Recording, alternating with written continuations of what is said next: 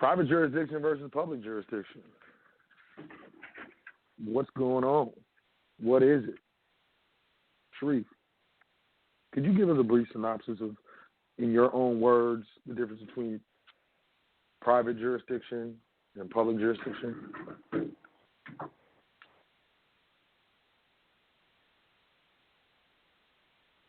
Oh, no? Okay, so yeah, great question. I got you. I was like, dang, I thought, we always had that mute on. So I think that's a great question, which is, what is the public jurisdiction? Public is anything that involves the government. Private is anything without the government. It's a private contract that's been started without the government. It can be implied or it can be expressed. Expressed means it's written down.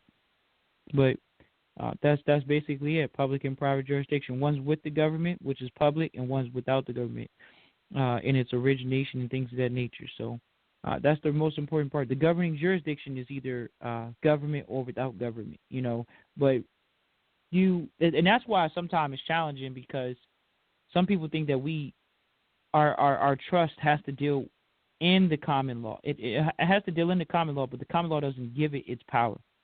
We don't get power from the Constitution. The Constitution is a public document that upholds our private rights.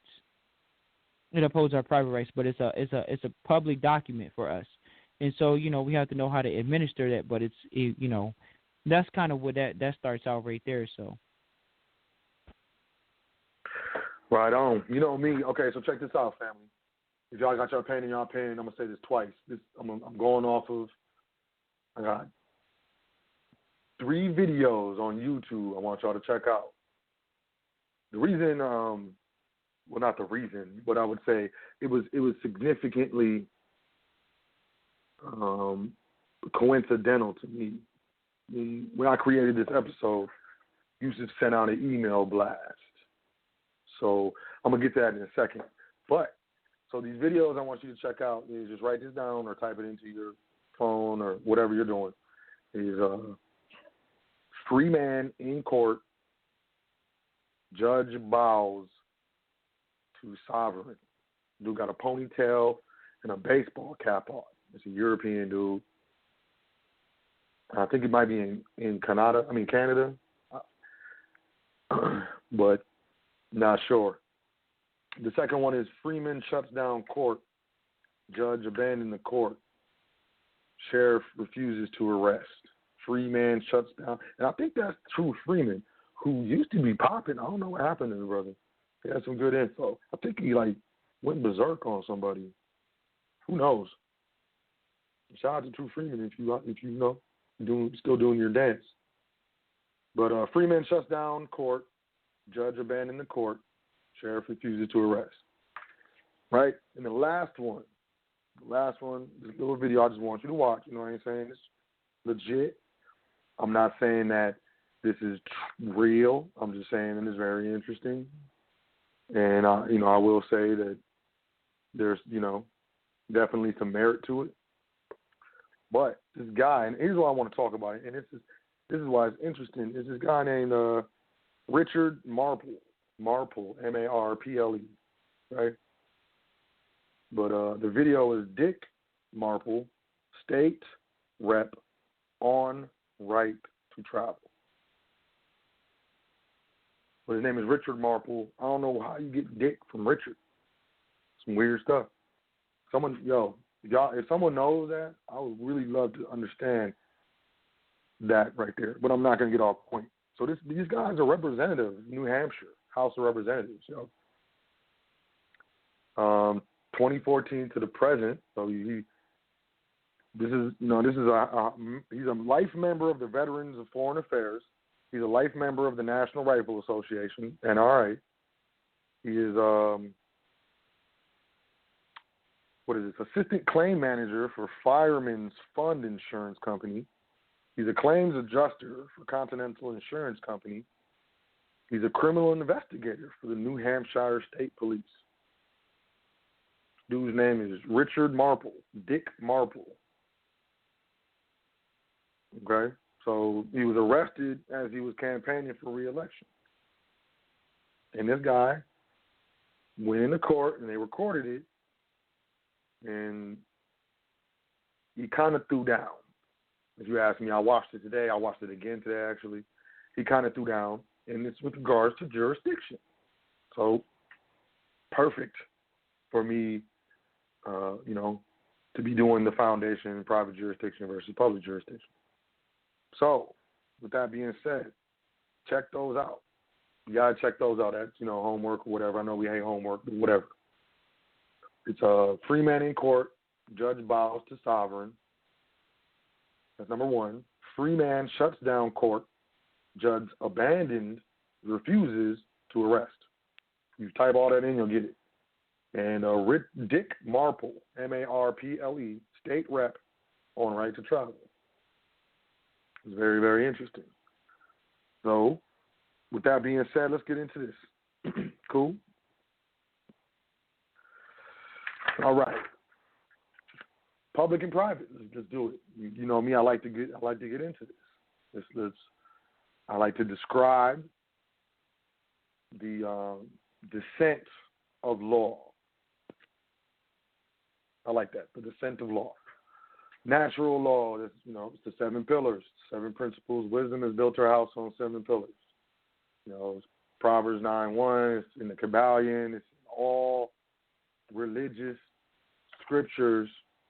All the prophets spoke about natural law. If you look at it, you read it again, and you'll see it. And I'm tripping and I'm crazy, and just don't listen to me ever again, because it's ridiculous to be listening to someone who's crazy. From natural law, which is the Creator's law. These are the laws that have been deduced by learned men through observing natural principles, the way nature unfolds before the eye, the procession of the stars in the equinox, the solar system, the from the currents to the meteorology, the skies, and everything. If you watch them long enough and take enough notes, you will see and witness and bear witness to natural law, the Creator's law, right? That's private. You come under natural law, or you're going to come under public law, which is positive law. This is man-made law. We've got substantive law and procedural law. These two are equals to parallels. Under substantive law, which is man-made law, we've got public law and private law. Okay? And this is where we break down private jurisdiction versus public jurisdiction. Public law, the body of law dealing with the relations between private individuals and the government, and with the structure and operation of the government itself. Constitutional law, criminal law, and administrative law. Private law, the body of law dealing with private persons and their property and relationships. That's private law. So, why am I talking about law when we talk about jurisdiction? Because they run hand in hand. Depending on the law that is being adjudicated or attempted to be attached against you or some person or entity or whatever, the first thing that must be acquiesced to or acknowledged or accepted is jurisdiction. So jurisdiction means what laws one or something falls under. So there's private jurisdiction, which is private law, the body of law dealing with private persons and their property and relationships, contracts. We've also got public law, Body of law dealing with the relations between private individuals and the government, and with the structure and operation of the government itself.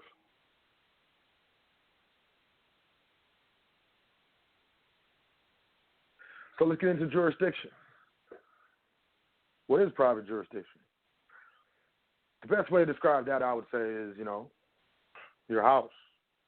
Your house, my house. I've heard you say something similar to this. When you walk into my home, you're in my jurisdiction. If I would ask you politely to not put your feet on the coffee table, and you continue to put your feet on the coffee table, I have the right to ask you to leave. You can fuss and fight and be upset and say I'm tripping, still got to go. Because it's up to me who stays and who doesn't, who eats, who doesn't, and who's offered water and who isn't. If I'm a good host, I'm going to offer everyone water and something to drink. If I'm a bad host, I may not care. This is my jurisdiction now.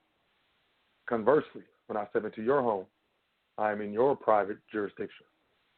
If you do not want me to put my feet on your coffee table, it is my duty to respect your wishes within your home and not put my feet on your coffee table.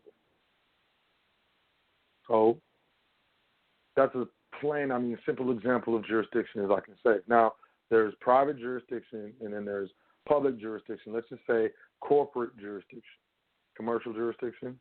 Now, commercial jurisdiction, that having to do with commerce entities, administrative law, the law that is administered by statutes that have been legislated through legislation of the House and the Senate.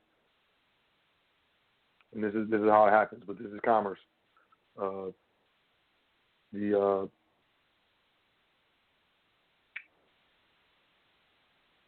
The commercial jurisdiction, in essence, need only deal with commercial entities. Commercial jurisdiction, legislation, so on and so forth, is for public officers, in my opinion. Public officials, so on and so forth, that are in the public. Now, we can get into taxes, and I don't want to get into taxes because I'm not a tax protester. We can get into traffic court. Now, I want to get into traffic court because it's really microcosms of the whole macro, which is ultimately the jurisdiction. Now, when you're dealing with legislation, you're dealing with policy, rules, codes, and regulations that have been legislated on behalf of, Congress, who, has the authority to, delegate, certain powers with regards to the running and facilitating of commerce in the United States. Now, when you go in incorporated corporation with the Secretary of State, that corporation is under the jurisdiction of the Secretary of State. It's actually, you will act as an organizer, organizing the corporation. Organizing the corporation, administering the corporation entitles you to benefit of compensation, benefits, and then there's different publications with regards to the IRS, and there's also certain codes and statutes with regards to what benefits one can claim while administering a corporation that is profitable. You follow? Now, a lot of people say those codes and statutes are limited to the corporate entities themselves, those entities and fictions created by the state of, whatever state that the corporation was creating in. But as an organizer, one may have an opportunity to stand in the private and still administer a corporation. Whether you're talking about an LLC, an S corp, or the all cap name, there is a specific, in my opinion, claim to all of these entities, to all of these persons. Specific, if you pull out, quote, your birth certificate, there's a seal usually at the top of that certificate, and it's a state seal. And in my opinion, that's a state corporate claim on that name. That's public jurisdiction. If you're acting in the capacity of that name without any private superior jurisdictional agreements, contracts in place, that is a position of inferiority and a position of liability, hands down. Because it isn't, to me, it isn't complicated. To Sharif, it isn't complicated. The fact that we operate an entity that I would describe as an entity that is claimed by a state entity that is under legislation, authority delegated to Congress through the Constitution, specifically Article 1, it has to abide by the rules and regulations thereof. In my opinion, how a lot of us get into trouble because we are administering an entity that is not limited liability. It wasn't even created to limit your liability while you administer this entity. It was fashioned in a name, in my opinion, corporately, that resembles, a name given to one by their mother and father. So therefore, there's a certain attachment one feels to this entity when one most of the time doesn't even understand that it's an entity. To tell you the truth, human beings, living animated,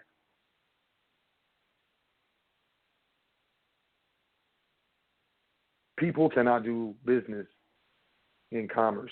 Commerce is an inferior realm for us, the living, breathing. It is created by man, and nothing created by man should ever come to control the creator. We're talking about positive law. We're talking about man's law. We're talking about constitutional law, criminal law, administrative law. These are the laws by which business is done in the United States of America. One does not fall under those laws. One was not created by those laws. If, in my opinion, one were to come under those laws, Congress should be able to enact a law against breathing, and then as soon as it goes into law, we should all stop breathing if Congress says so. But it can't, never will happen, even if they wanted to. Now, through force, threat, and coercion, they may have jurisdiction over your body. But that's a whole other conversation, as far as I'm concerned. That, in my opinion, deals with rights, reservation of rights. But, the commercial realm only recognizes rights, title, and interest. Title and interest, in my opinion, you're dealing with public. Rights could be public and private. Claim, public and private. But one's rights comes from, essentially, natural law. If you're not standing on natural law, you're going to stand under positive law. Period. The law of the beast. If you're not honoring your mothers and fathers, if you're not coming under the law of the Creator, if you're eating processed foods from machines, and you're not eating healthy, and you're not drinking enough water, and you're taking too many drugs, or you're having too much sex unprotected, or something, like you're going against the law, there will be natural consequences. With your natural body. And naturally, the same thing with, the natural mind. With your mind, if you can't conceptually come under the 7 pillars, if you can't conceptually, actually, in my opinion, stand on the 7 pillars, create your foundation, the way you do life, not just commerce, but the way you do life on those 7 pillars, you will come under the foundation of public law, period, the public jurisdiction. You can argue all you want. Arguing is public. You can complain all you want. Complaining is public. You can get controversial all you want. Controversy is public. We can cry about how much money we don't have. There is no money. In the script that we're using in commerce, you look on the bill, it says this note, it's public note. There's no legal tender. Legal, not lawful. Legal. There's a difference between lawful and legal. Legal is public. Lawful is private.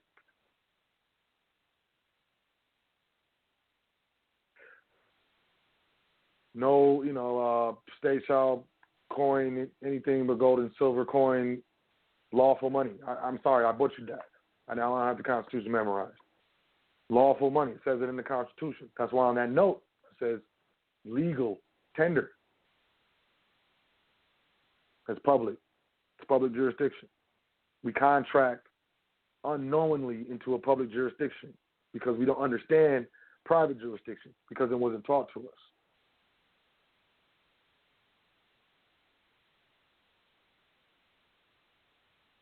But it's up to us to learn, to seek out. Seeking ye shall find. Know thyself. These things that we've heard throughout our life. And, sounds good for a Nike commercial or something like that. But in actuality, it's a lot deeper than that. And the bottom line is, if you're a beast, you're going to be controlled by a man. Because there's not one animal on this earth that a human can't get control of. No matter how big it is. No matter how small it is. It's just the stuff that we don't know exists. So maybe we don't know how to control it, but, we are the masters or the trustees of this physical world here. And every beast will come under the control of woman and man, period. And if you out here on the beast, you're going to be under control. That's why you're upset. That's why the numbers ain't right in the account. The bills ain't right. The credit score ain't right. The family ain't right. The relationships ain't right. Because we've neglected natural law, because we've neglected the private jurisdiction, because we're so caught up in the public. We really believe that we are fictions. We really believe that it's about selfies and Jordans and name brands and grills, Mercedes-Benz and big houses and all these things as we alienate the people around us, chasing the commerce, chasing the paper, chasing these fake, fictional public notes, public jurisdictional notes, neglecting our private jurisdiction. What is private jurisdiction? What's your private jurisdiction? Jurisdiction, control over.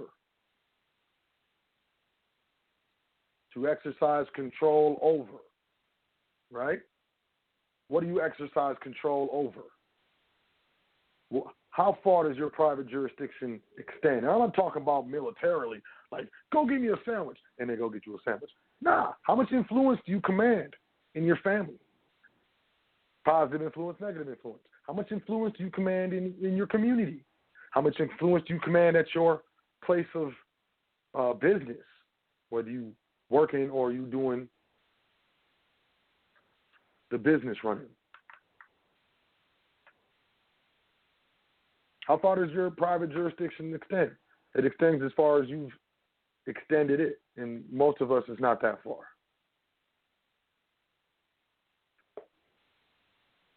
Most of us are more interested in our first name than our last name. More interested in the individual than the whole. And that's animal, even beasts, like animals don't even do that. Most animals stick together, like even wolves are out in packs. Ants stick together and stuff. Like that's like, woo! That's like really going against the law. So I don't want to, digress too heavy, you know what I'm saying, with regards to, I guess, the spiritual implications of jurisdiction. But I do want to, read something. This is from Don Quixote, School of Law, Common Law Abatement. It's a PDF. I looked on high frequency, and I looked in the PDF section, and Sharif, I didn't see it. So we'll get that up there. But if you want to get your hands on this, email me, hfrn.foundation@gmail.com. Put in the heading, private jurisdiction manual you were talking about or whatever. I don't know what you're talking about, and I'll send you the PDF and say peace to you. But this right here, I like this a lot. It's really well put together. It's the entire process is in here. It's not anything you pick up and just start doing on your own, without proper study and I would say at least some sort of consultation. But it's a really good read. Probably it's just a couple paragraphs I'm gonna read, but check this out. There are many that believe that special appearances by paperwork, motions, etc., nullify a court's jurisdiction. Under emergency powers, this is false doctrine. There is no remedy in challenging a court jurisdiction except by abating its process first. All right? So while you're watching these videos talking about jurisdiction, whether they have success or not, let's focus on whether or not, compare and contrast what they're doing versus what this, is saying, and whether or not with proper study, you agree that one must first abate the process. Abatements are not a challenge to a court jurisdiction, merely a good faith attempt to correct errors in process. All right? Good faith attempt to correct errors in process. Clear up the errors, and I'll appear. Pretty much is what you're telling the judge. Special appearances fail when a judge knows what he is doing. Under martial rule, judges do whatever they want, whenever they want, so long as she does not alarm the public or disturb the peace. I mean, seriously, can't alert the public, and that's what they focus on. Jurisdiction is always granted to try jurisdictional questions, even if one goes to the higher courts. Defendants grant jurisdiction without knowing it because they never challenge the process that creates the jurisdiction in the first place. You should check out, this is Federal Rules of Civil Procedure, FRCP, subsection 2.4. Process is perfected by appearance. Process is perfected by appearance, special or otherwise. Also remember, the court is not the building, the judge, or anyone else. It is the paperwork. If the court paperwork is defective, there is no court and it ceases to exist. If the court paperwork is defective, there is no court and it ceases to exist. The only way to overcome the war powers court process is by abatement. And if you want to study, the emergency war powers and what exactly is an executive order and why that executive order is allowed, you should study the emergency war powers, with regards to the United States. Traffic tickets are a pain for all of us. When using the abatement strategy, first send a notice of abatement, memorandum of law, and denial of corporate existence to the clerk of court. That generally takes care of the annoying ticket. If you do not hear from him within 15 days, send in the default notice of the notary to the clerk. Okay? This is administrative process. Notice, default notice, default judgment, so on and so forth. If you receive a summons, which has the proper signature of the judge and the court seal, send a subpoena and discovery interrogatories to the prosecuting attorney and the court. Your challenging jurisdiction and the opposing party must traverse your challenge or the court cannot proceed. In most cases, they will never give you documents that you have requested or answer your questions. If they do, you won. The people granted authority to the state legislature to adjudicate only a few matters. Actions at law actions in equity, and actions under the rule of necessity, which is military. Cool?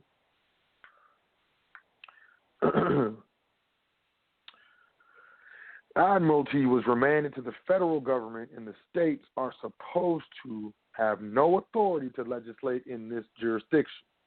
There was a time when someone aggrieved of harm would file a tort at law. Moreover, the nature of the action governed the rules of the procedure.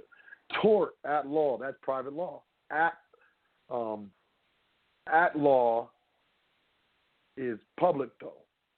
In-law is private. That's why you got a brother-in-law, your sister-in-law, your mother-in-law, not a mother-at-law, because that wouldn't be cool. If there was a breach of contract, then this was an equity matter. If the aggrieved party could allege a tortious breach of contract, this matter was moved from the equity side of the court to the law side, the private side. This is because the people must have access to a remedy at law if this type of action could give relief.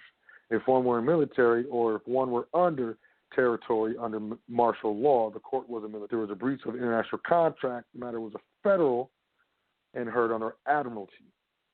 The state legislature cannot vest a court with authority that has not been delegated to it by the people via the Constitution of the state. They cannot create a new nature of action out of thin air. When the constitutions of several states were amended to recognize administrative corporations, a separate court was established, and the action was in the nature of administrative. This is public. Constitutional law, criminal law, administrative law, international law. Live people cannot be brought into administrative courts as the only matter at issue was the breach of corporate charter by an artificial person. Somewhere along the line, the announcement in the complaint of the nature of the action was lost. The attorneys all got together and decided it would be much simpler if there were only one form of action. So today there is no disclosure of the nature of the action unless one demands to know the nature and cause of the accusation by using a demand for a bill of particulars. Don't go into court asking what the nature and cause of the action is. You'll be held in contempt. They're going to throw you in jail. They dealing with procedures. You out here alerting the public. They ain't going to be having that. I'm telling you. Within the past couple days, I apologize. I have been quite successful with this procedure. This is the guy who wrote this manual. This isn't me. I have been successful with the procedure with, third-party debt collectors. Specifically, these two attorneys that try to hit me up back to back, and then crickets after I hit them off. Even in states that have decided that a demand for a bill of particulars is a discretionary motion before the court. For example, in Pennsylvania, the demand for a bill of particulars used to be before arraignment so that one had an opportunity to raise a meaningful defense against the elements of personal jurisdiction and venue, to include territorial jurisdiction as well as the nature of the action. That used to be a part of the subject matter jurisdiction. Subject matter, within the past couple of decades, they moved into discovery, which is after arraignment. So the ability of one to challenge the jurisdiction and venue of the court was lost. This is because entering a plea accepts the jurisdiction, as well as allowing them to call you defendant. You shouldn't allow them to call you defendant. If they're talking to you and you're living and breathing, you're either accused or the accuser. We got to stop using this terminology. We got to get law dictionaries in our home. We got to study this stuff, and we got to have our children study this stuff so we can get off of this, because we're in this public jurisdiction voluntarily. There's a Supreme Court, man. I got to look this up, but he said everyone in federal prison is there voluntarily. Yusuf probably knows it off the top of his head. That dude is a bee. He got like an encyclopedia in the back of his neck. In this way, only subject matter jurisdiction was challengeable. If they say this is a matter at law, my defense against this jurisdiction is whether there is a live damaged party. I do not ask if this is an equity jurisdiction because equity is not a criminal type of action. All right? If they say this is a matter in hustings, which is the true nature of action of all administrative law, my defense against this jurisdiction is that I'm not an artificial person, unless I am a federal citizen, but that is quite another matter entirely. Unless they can show from the records in the Secretary of State's office that I have charted as such. All right? If they say this is an admiralty matter, my defense against this jurisdiction is whether the offense was committed in federal territory, over which the state has retained concurrent jurisdiction, although I still have not found how the state exercises an admiralty jurisdiction in light of, write this down, 28 U.S.C. subsection 1333. 28 U.S.C. subsection 1333. If they say this is a military matter, my defense against this jurisdiction is that, one, I'm not a member of the military. I am, however, a member of, and I'm not going to read that. Two, the nation is not under martial law. Or is it? They won't declare that outwardly in, a court. They're not going to say that. And that would be alerting the public. Given the fact that there are currently 14 notices from the presidents of a declaration of national emergency published in the Federal Register, we may very well be in a state of martial law. The one from March 6, 1933 is still in effect today. So there's been more than 14 notices from the presidents of a declaration of national emergency. However, they are not going to admit the nature of the action, as this will admit their want of jurisdiction on the record for all to see. So they move to dismiss the charges every single time. So what he's doing there, he's basically just explaining, how he backs the judge into a corner with regards to, questioning different, types of action with regards to jurisdiction and, getting the judge to answer, so on and so forth. While I will never succeed in bringing down the current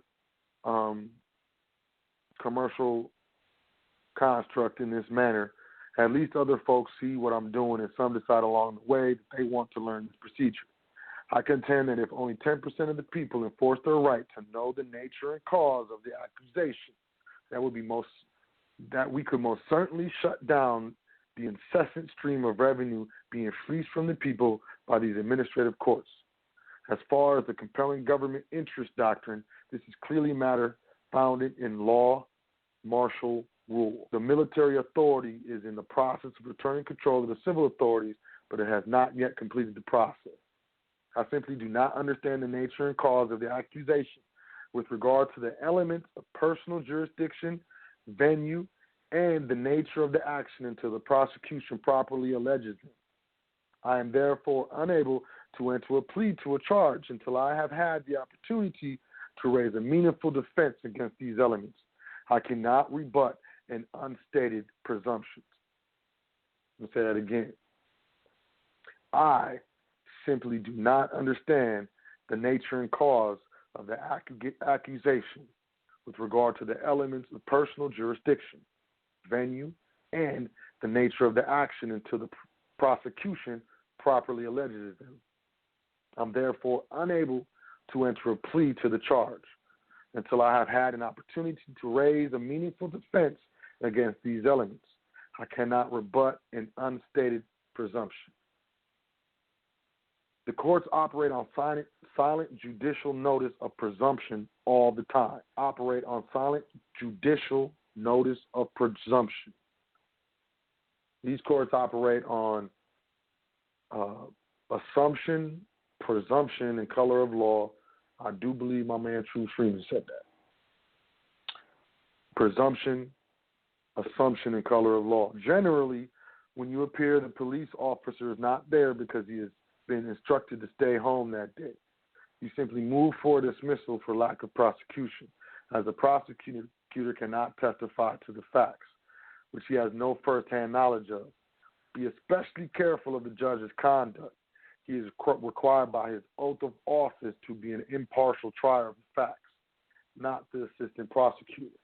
I've been in a court, and I've seen a judge assist the prosecutor with a brother. He was from Africa. And man, it was a speeding ticket, and the officer had a body camera on, and he clocked him, and he tried to put the speed on the radar detector on his body cam, but the glare from the sun, you couldn't even see it. They put it on the screen, yo. I saw it on the screen in the court when he put the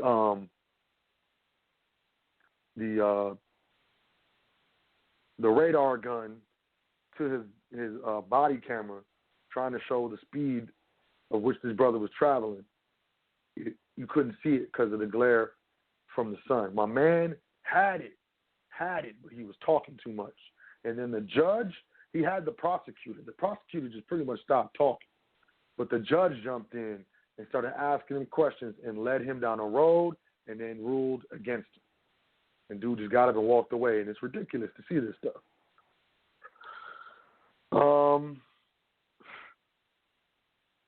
Have fun, but please do not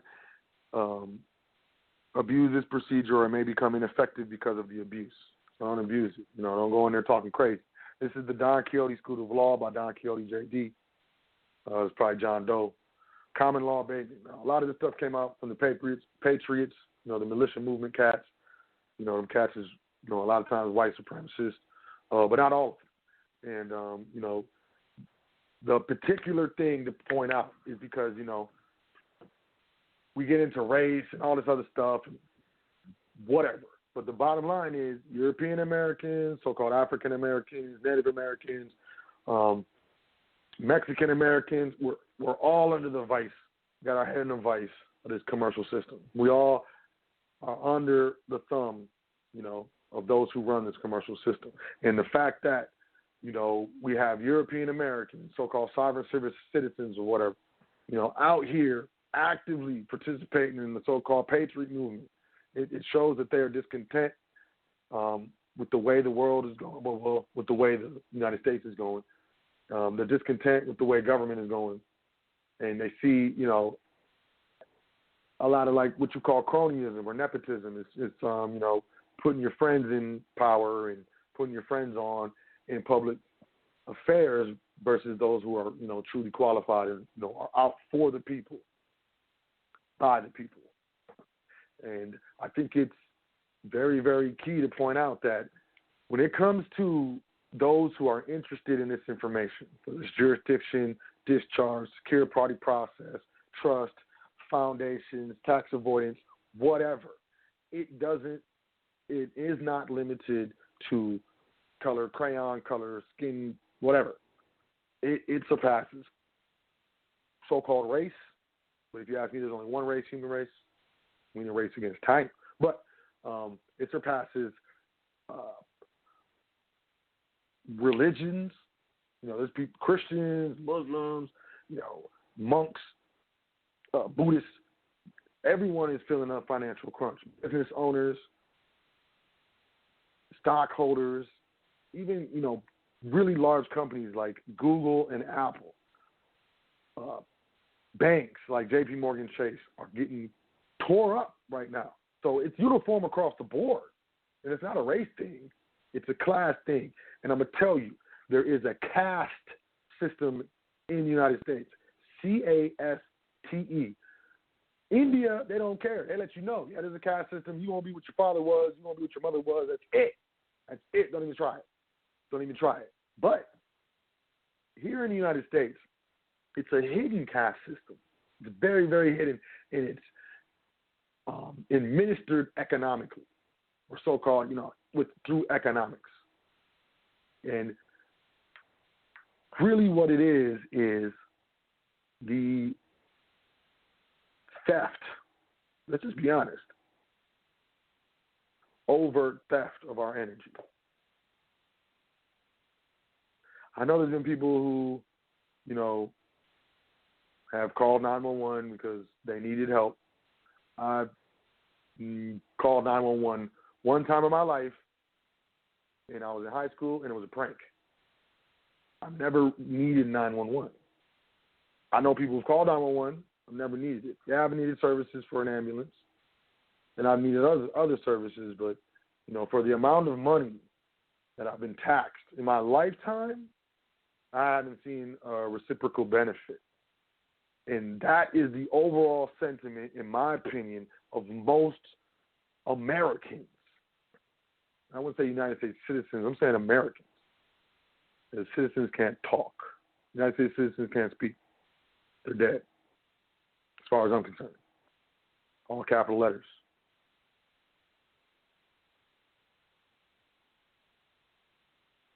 My point is, not understanding the difference between jurisdictions is, in my opinion, the main issue. Not coming under natural law is the main issue. We got people eating GMO foods, genetically modified foods. This stuff is brand new. There's not been enough testing on this. 20 years, maybe 30 years, maybe 40. I mean, humans have been here for, it depends on who you ask, but a long time. It takes a long time for, nature to evolve and so on and so forth. There's been a lot of studies. These genetically modified foods are causing cancer, breast cancer. They did a study on mice, man. All the mice that they were having to take the GMO, I don't even know what they were doing. Eating the GMO, they all developed tumors, mostly in their little mouse breasts. Straight up. This is not natural. Eating food that was produced in a laboratory is not natural. Eating food that was produced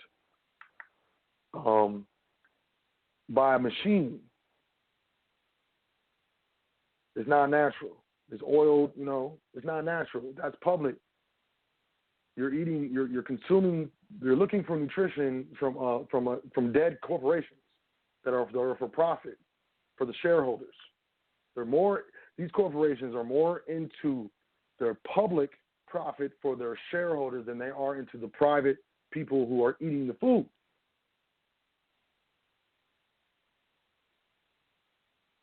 The reason why we're eating the food because we don't understand public jurisdiction. We don't understand that the public is for profits. The public is for itself. And the public is interested in getting us for ourselves. Because don't these things want to make you in their own image? The public will lay a pipeline under a river, under an ocean. We'll drill oil in the Gulf of Mexico and let it leak for like 60 some odd days. Remember that? Remember that oil spill? How many days was that leaking? It was leaking for over like 2 months. That's the public, for profit. That's the public jurisdiction. The public is dead. It don't care about itself. It cares about profit. We are private. We need to stay in our jurisdiction. Straight up. If you ask me, we're in the public. We're using machines to make a fire. We can't even make a fire. You can't even make a fire if you need to save your life. If your car broke down and you was in the middle of nowhere in the woods or something, you would sit in the car and freeze to death. They find you in the car, frozen. Young people, they find the car frozen? That is ridiculous. Get out the car and make a fire, man. Oh, we don't know how to make fires anymore. We don't know how to find edible food anymore. We don't know how to find water sources anymore. We don't? That's ridiculous. We depend on corporations for food, clothing, and shelter. All up in the public jurisdiction. And we're angry and upset and mad because they're not treating us right. Because we're being abused. Because we're being squeezed. Because we really have no rights. The United States don't have any financial freedom, man. Canada has more financial freedom than us. Nothing against Canada, but that's not us. It's not like it's us against them. It just goes to show, like, America, at one point, this commercial system was great. It was popping. It had the juice, y'all. But obviously, it's over. It's over. And the longer we sit in this public jurisdiction, the more we atrophy. The more we dissolve, our muscles stop growing and recede. So, Common Law Abatement Handbook, check out, those videos. Free man in court, judge bows to the sovereign. Check that out. Free man shuts down court, judge abandoned the court, sheriff refuses to arrest. Richard Marple, Dick Marple, that's a weird last name, right?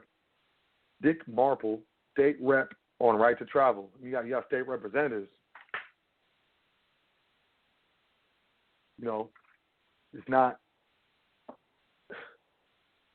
It's proliferating. People are starting to wake up. We need to wake up with it. We understand the difference between private jurisdiction and public jurisdiction. Back to the birth certificate.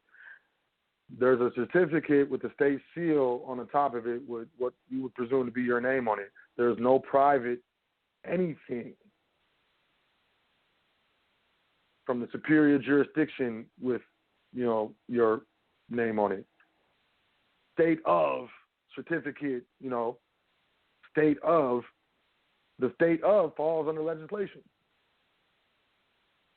Statutes, policies, codes, and everything it creates. Everything I create will fall under the laws of nature. Everything, including my children, no matter what. Time will move, they will grow older, so on and so forth. Can't stop it.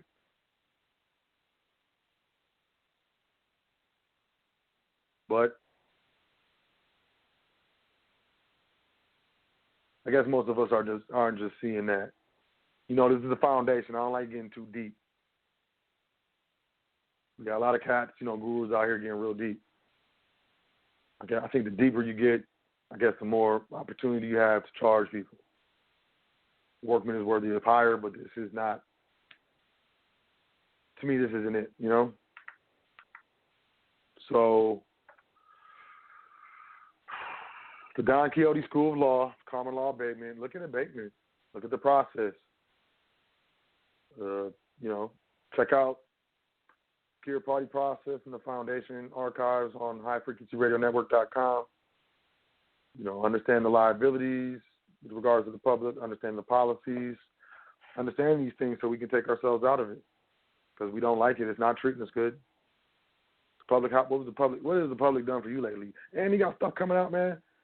These zero-day exploits. I don't know if you heard, but WikiLeaks, the Julian Assange dude, public actor dude, whatever, his website leaked a bunch of documents, man. They can take control of your phone. I mean, we knew this. They can take control of your phone. I've been walking around with stickers, Post-it notes and stuff on my cameras, on my laptops and my phones I'm going to test you, so I'm going to just tell you.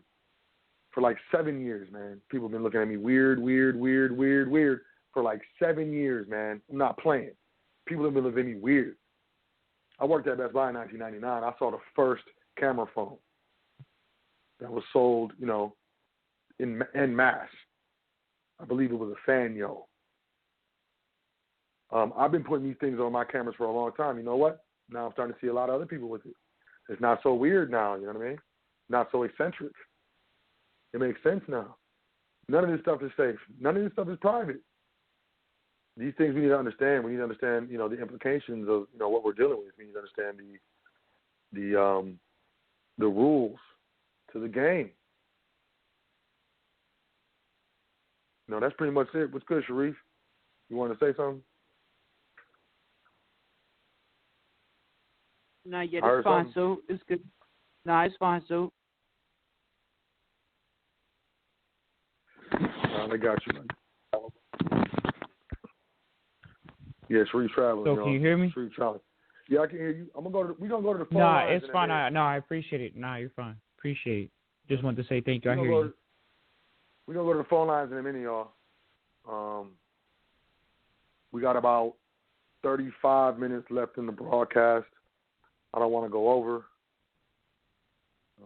I haven't been getting too much sleep lately. I don't feel well. But that's, not your problem. But I do want to say this. I think it's very important to understand what I said with regards to the birth certificate that has your name on it. I think it's important for people to understand that, there's a claim, a public state of claim to that name. you know, and a subsequent Social Security number. And there's no private claim to that name, you know, at all. Now, if you ask me, I'll tell you straight up, because I love you. I created trusts in the name of each one of my children and myself, and, you know, other names, you know, business names, so on and so forth, the family name and whatever. I put on notice to, you know, the Secretary of State with a financing statement with regards to the contracts, private agreements between, you know, the private entity and the public entity, myself and what you would call what I would call the all capital name, you know, the state of agency, entity. Because you can't do business in commerce, man. You can't do it, woman. Like, it's inferior to you, so they had to give you an avatar. Remember in Commercial Valley, you know, the War of Avatars. Go back and check it out on the foundation, in the archives. They had to give you an avatar with which to use as an intermediary in the commercial realm. Because ain't nothing living in there. It's all dead entities, contracts, and corporations, and corpses. So they had to give you an intermediary. You just think that's you. You think that's you. You look at your checkbook, the line that you sign on is not a line. It's microprint. That's why it says MP in capital letters after it. And it says authorized signature, authorized signature. Why does it say that?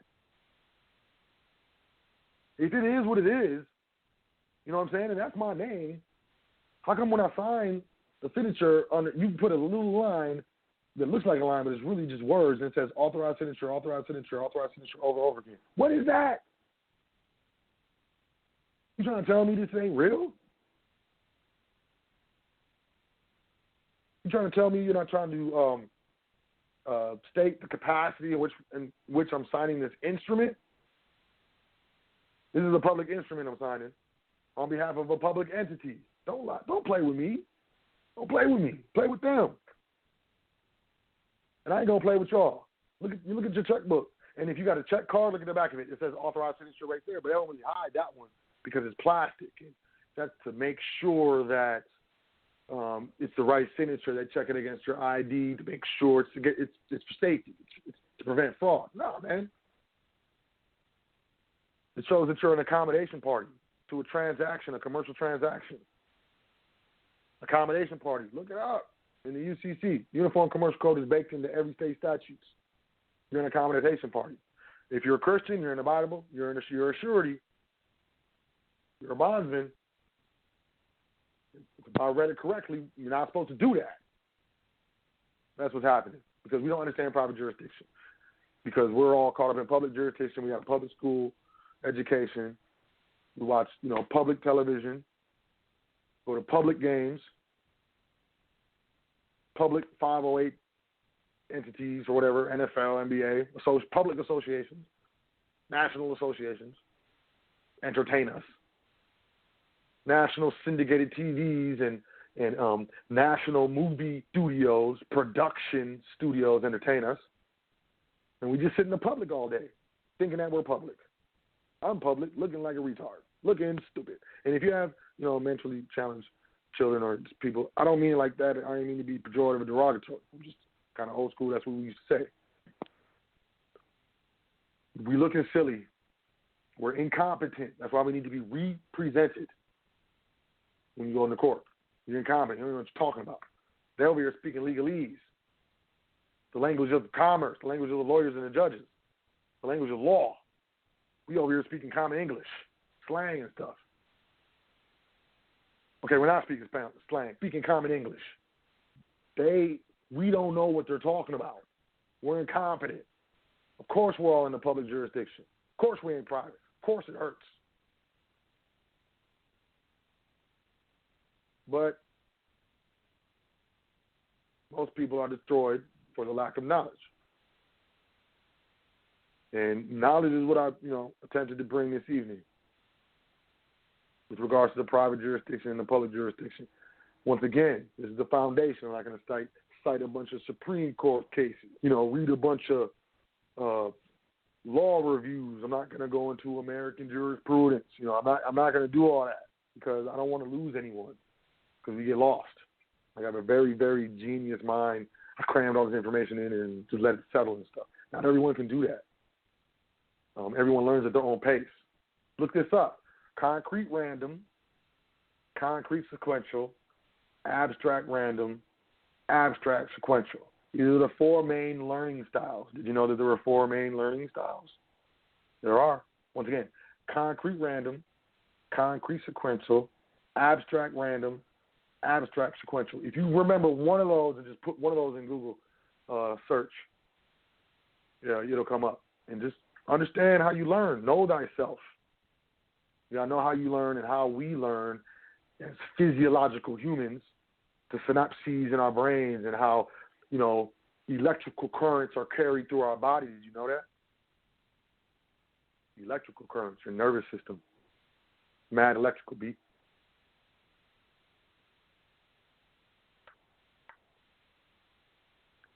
Let's just move forward, y'all. Let's understand jurisdiction. Let's understand the consequences of not understanding jurisdiction. And let us, I only go to your house when I want to be in your jurisdiction. If I ain't really messing with you, I'm not coming to your house. I'm not really going to respond to you on Facebook. I'm not going to, accept your jurisdiction. You know what I mean? I'm not going to hit you up like, yo, you good? You want to get some food later? I'm going to stay away from you. But, if we're good, if we're agreeable, if we are having, some sort of synergistic, maybe even possibly enterprising, interaction, I'm gonna come deal with you. I'm gonna come into your house. We can hang out. We can build. We can talk a bunch of junk. I don't really talk about people behind their back, but we can talk. We can talk a bunch of junk. We can do the dozens. Your mama. I'm real good at the your mama, man. I love it. It's funny. I say random stuff. People laugh. I win all the time. But I will happily enter your jurisdiction because I enjoy it. You'll happily enter mine because you enjoy it.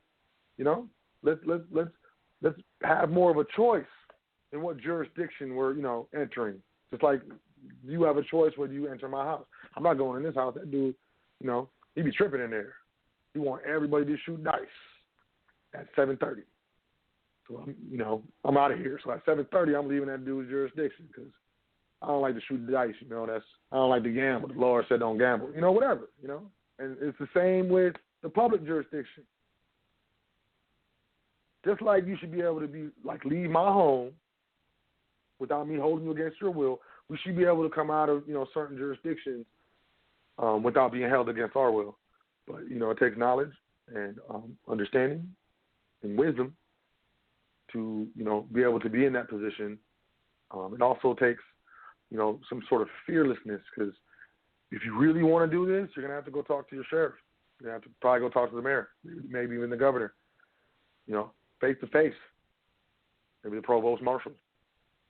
And let them know, sit down with them, let them know, this is who I am. And I'm not here to be controversial. I'm not here to elect the public, but, I do want to be okay and left alone in my private jurisdiction and be able to enter into the public jurisdiction at my will and with, explicit and implicit reservation of rights so that no harm befalls me spiritually, emotionally, physically, or economically. Right? All right. So 424-222-5250 if you are listening on the internet. I'm about to open up the phone lines. Sharif, what's good, man? He must be doing something. Let's do this. Excuse me about that, so I was still trying to unmute it. I asked you did. What was your question? There's no question. I'm about to go to the phone lines. I was asking, I just want to know if you had anything. Your examples are perfect. No. I'd rather hear what the audience has to say about it. Chop it up with me. I know I see all y'all in the queue. Press 1, man. I mean, you can ask a question. You can say peace. You can say, yo, so, you stupid, shut up. I prefer you did it. But I like to interact with the people. We're going to go to the phone line. First caller, 908-0419. Peace. Come on, man. You know that I have something to say. Peace. JB. Oh, man. I don't know where to start with this, man. Great show. You guys, well, I will start by saying thanks for the gematria. That's the Sharif, because it makes a lot of sense now. Especially 456. Definitely. But that's cool. Yeah, man. I mean, I don't know. Like, I think jurisdiction and public and private is like, they're intimately tied in together. And I think like public and private, when you get down to it, is about like, it's about the commingling of funds, public or private funds. It's like, that's the whole point of like, a restrictive endorsement versus a general endorsement. So that restrictive endorsement, at least if you have record of it, what that means is like you can't put this where you put everything else. You have to put this in this pile. And I think like that with the court, like with the court I go to, there's a sign on the drop box that says "Attention Court Customers." And as far as I'm concerned, like as long as they have that sign up, they can't tell me it's not a commercial proceeding. But I mean, that's. But you're calling me a customer. Yeah. You're calling me a customer. I mean, what is this? You put it on a sign and put it up on the wall? Don't play with me. Where else can I shop? Right. Like I don't like these deals. Like where else can I go? Are there coupons? Oh yeah, you send out those coupons. I know. Yeah. See, I like that. These words. Man. Can I unsubscribe from your email list? Can I subscribe to your subscription list? Can I no longer DMV too. They call you customers. Like DMV, you're a customer there. They're way more clear about it. I'm like, really, I'm a customer. Like, but you are a customer. They don't call you a purchaser. They don't call you, like they don't call themselves vendors. It's the word thing again. Like a customer can have nothing to do with paying for anything. It's just something you patron, you frequent. It's the de facto thing. It's like the whole like the constructing the fact that contracts and trusts can also be constructed is key to this. Like they know that because if you know the law, you know that. You're right. Everyone should have learned this. Like even back in the day, like the businessmen who set up that first corporate charter that we during the revolution, like the ones that weren't lawyers knew the law because if you were educated, it was just part of what you knew. And it's the subversion of education on every level, and you're absolutely right. I'm glad that you said that about it being more of a class thing, because I'll tell you, like I am not melanated, and as far as like outward appearance, because melanin is something everyone has all these things to some degree or another. But in any case, like right, where I grew up, there's not enough of an other type of people to pick on. So it's like, obviously it's not as, but again, a class thing, because you'll go to any like low income section of any part of the country and you deal with what's there. And it doesn't matter like the skin color. It's where there's no money, there's desperation. When there's desperation, there's all the shit that comes along with desperation. So, but it's to divide us. That's even a notion that we have to address here and now.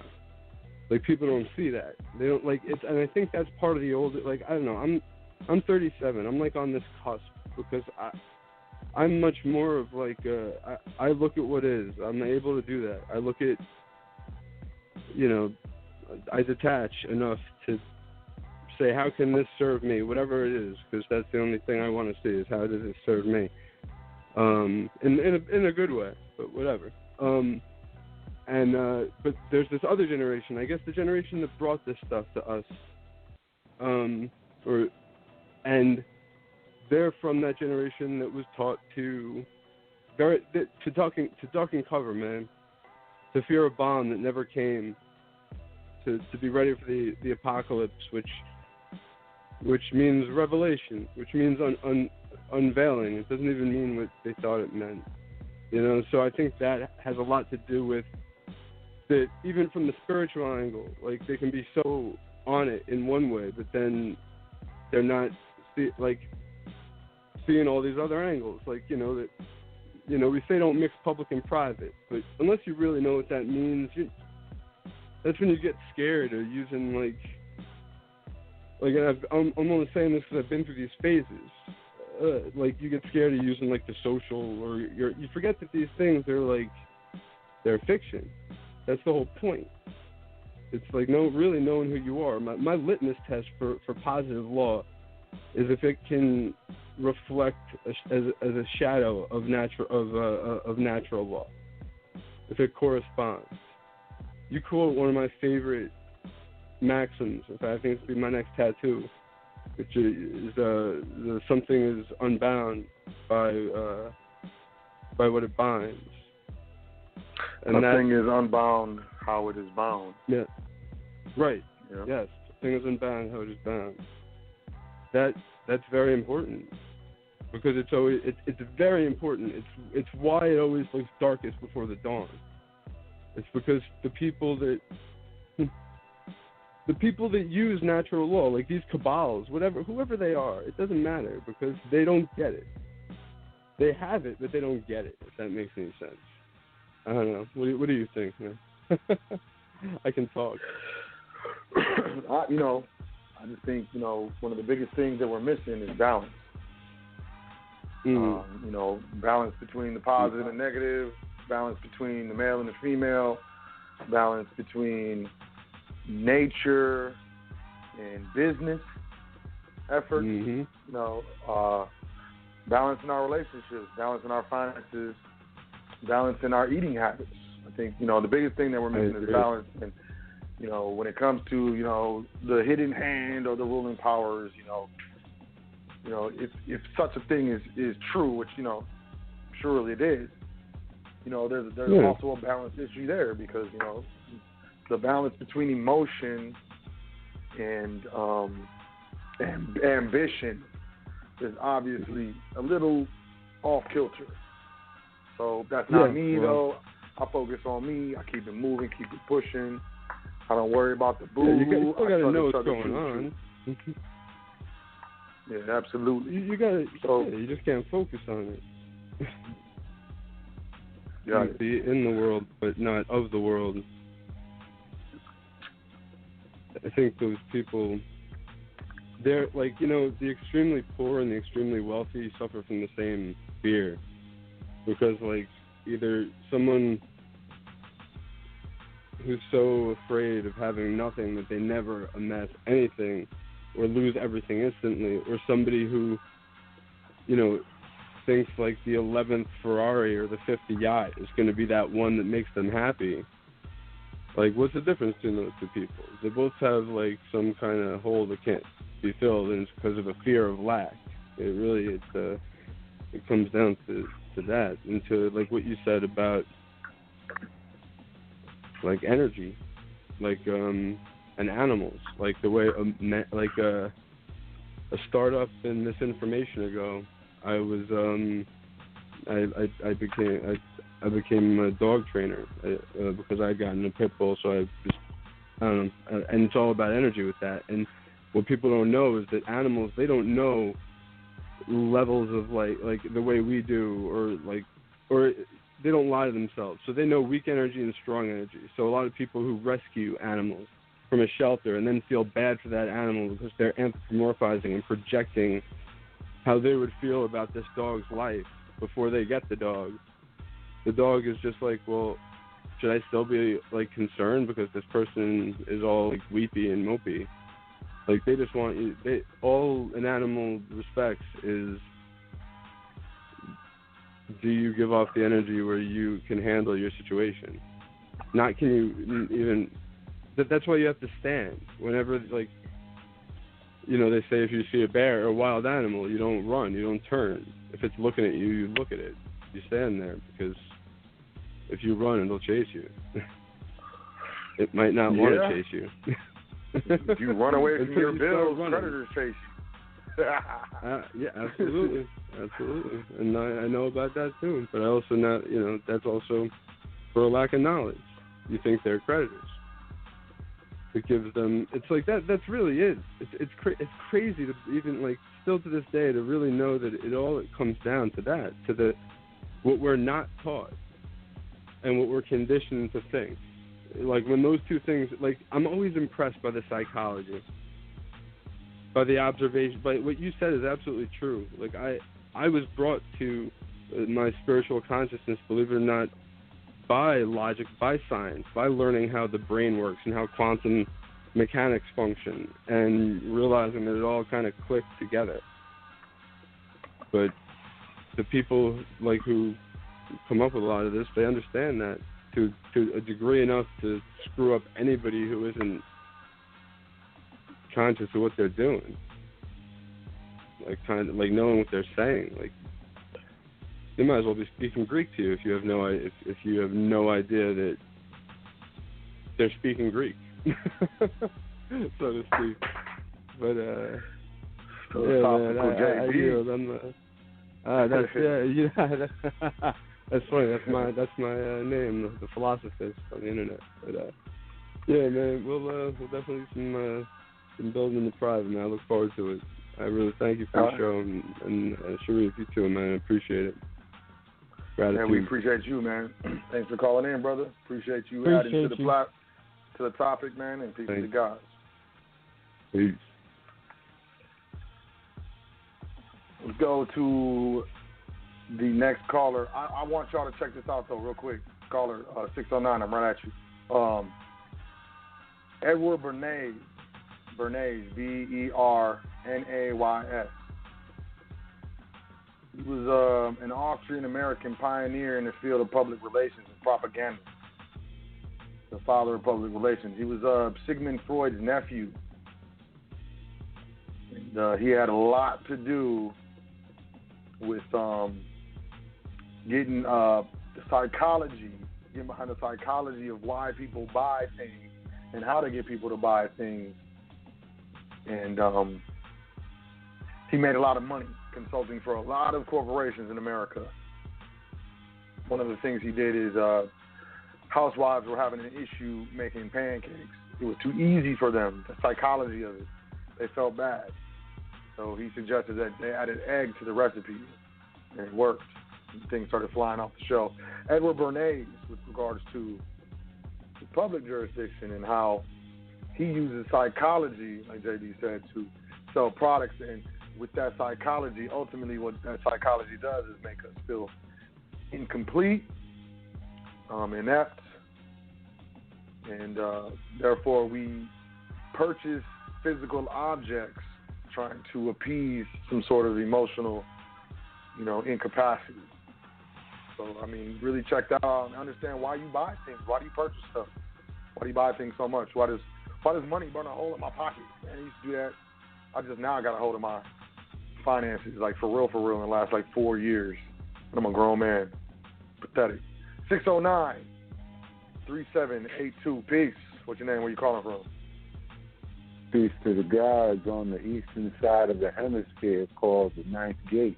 ZL. How are you? Zed. Peace, man. How you doing, man? I'm good. Peace, Sharif. I know you in the background handling. Yeah, peace, brother. Peace. Peace to you, too.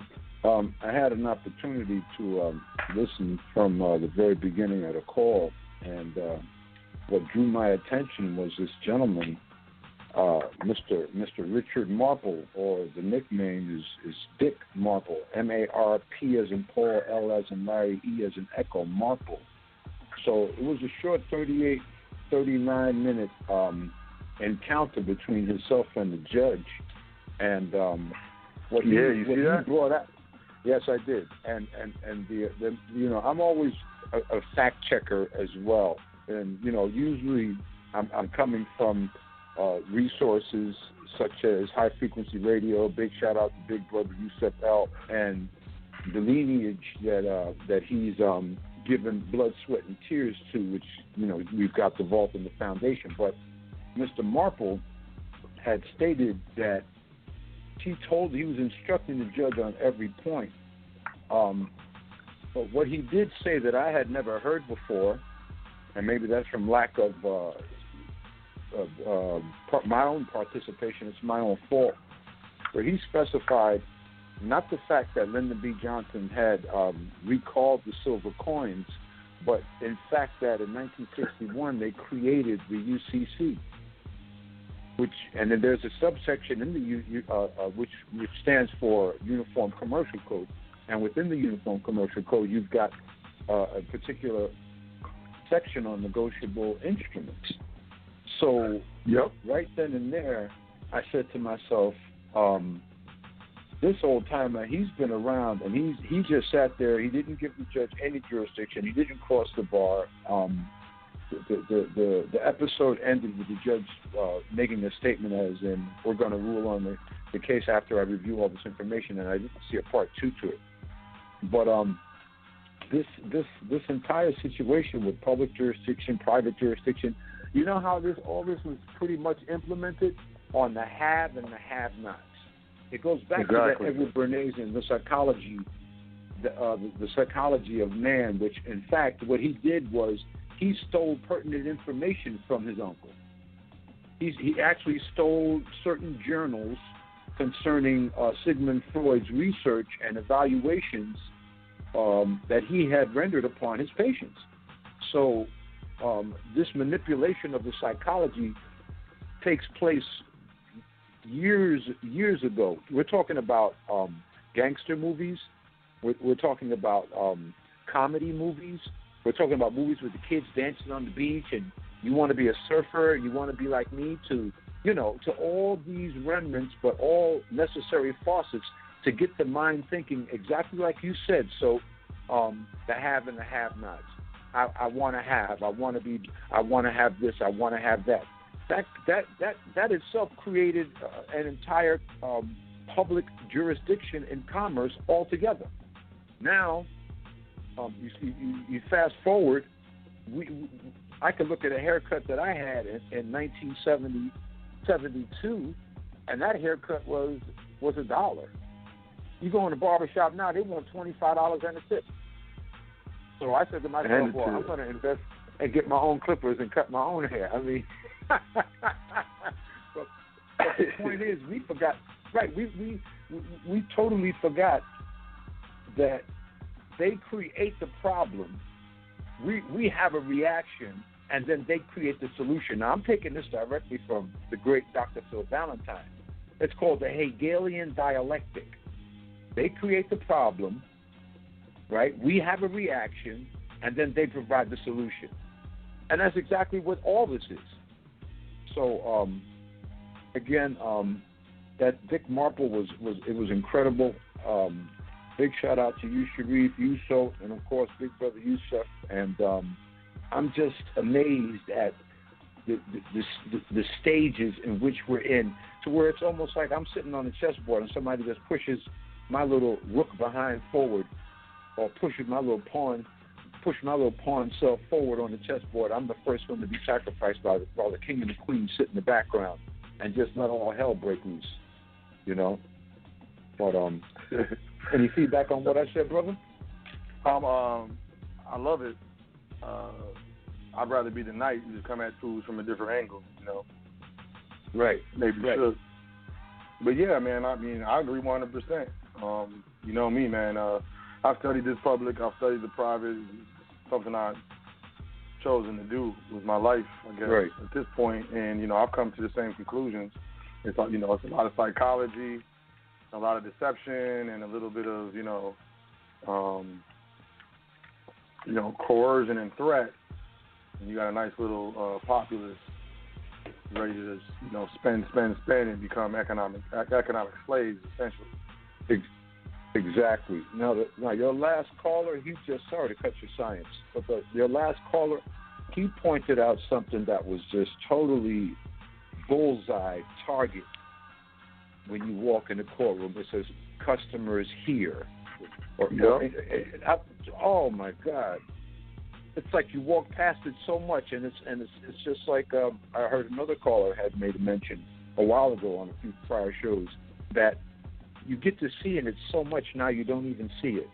So now all the irregulars are accepted, all the nasty is accepted, all the vulgarity is accepted, all the unnatural is accepted.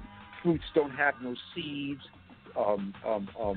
This whole thing with creating life without the male element that's required by natural law, it's all upside down, all of it.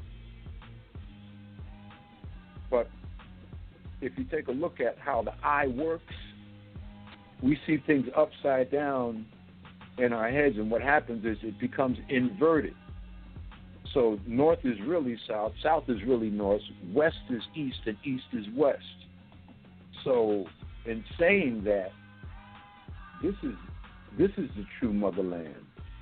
Africa's on this side. Egypt is this Mississippi. But they've converted so much we can't even tell the difference anymore. Well, thank you for letting me share, brother. You have a good evening, okay? Yeah, brother. Appreciate you coming in, man. ZL from the East Coast.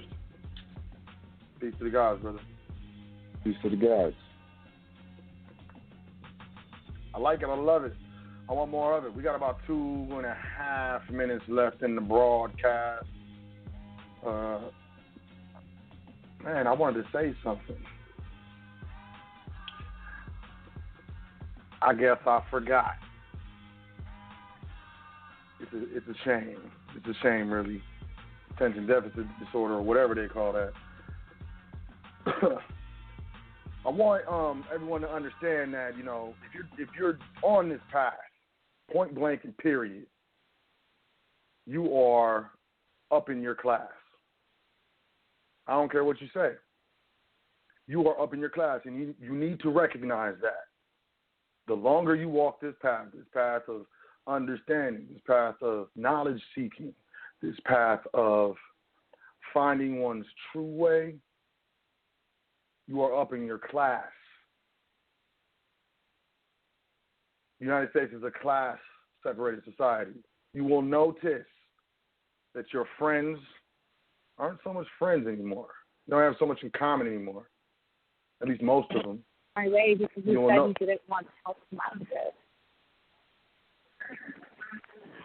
You will notice that, excuse me,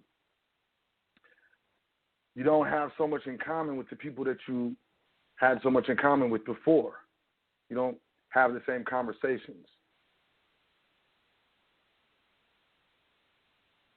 And slowly but surely, your class begins to change. You need to identify that. You understand what's happening. And don't freak out, because it's a natural process. Your circle is going to get smaller. You're going to have friends that are no longer friends. But as you grow in awareness, you need to pick up a book. That book is called The 42 Laws of Power. Not playing with you. See, on these shows, on these broadcasts, on high frequency specifically, we get to kick it back and forth on stuff that we have in common. We get to kick it back and forth on, stuff that we agree upon, stuff that we all are interested in. But in the public, it's going to be a different story. So as you grow in awareness, you grow in your class. As you up your class, you will be dealing with different things. probably going to start eating differently. You might start exercising. Once again, like I said, you're going to have different friends. So you should understand these laws with regards to the 48 laws of power. I'm sorry. It's 48. I'm thinking that Hitchhiker's Guide to the Galaxy, 42. One of those laws is think how you want, but speak like everyone else. And the 48 laws of power, to me, is the 48 laws of the public. Let's just translate that. So get your hands on that book. It's a big book. One of the homies said it was 5 pages. No, it's not it. It's more than 5 pages. Don't get confused. They'll try to confuse you. It's a large book. Buy it on Amazon. 48 Laws of Power. Think how you like, but speak like everyone else. We're gonna close it up. So, Sharif, you got anything on the way out? Or you good, bruh? Say peace to the people. Yeah, no, everything's good, man. Just excuse the, the situation, just being, traveling or whatever. But, it was a great show, man. I look forward to just, putting people onto it, giving people the proper direction, towards the public and the private jurisdiction and having it being clearly spelled out. I hope it's clear. It is. I hope it's clear for everyone. I hope I did a good job. If I didn't, email me, hfrn.foundation@gmail.com. I do business in the private. I take suggestions. I want to know what you think. If I can do a better job, if I should say something different you think. If you have anything, hfrn.foundation@gmail.com. I do this for y'all. March 25th, y'all. It's going to be glorious. I'm serious. It'll change your life. You will learn things, and if you implement them as soon as possible, your life will change. And I was telling a friend of mine, their life will change in a year once they get to doing this stuff. It does take some time, but you got to be patient. It took time for you to, graduate high school, learn how to ride that bike, learn how to make those eggs. It took time, So be patient with yourself. Love yourself. Know yourself. Enjoy yourself. I got this phrase I say in the private. I'm going to bring it in the public. Hopefully it helps y'all. If not, hopefully you just laugh. It goes like this. Don't worry about the boo-hoo. Chugga, chugga, choo-choo. Very, very, I guess elementary, but I mean, it gets the point across, y'all. So, don't worry about it. Just keep it moving. And know always that we're here for you.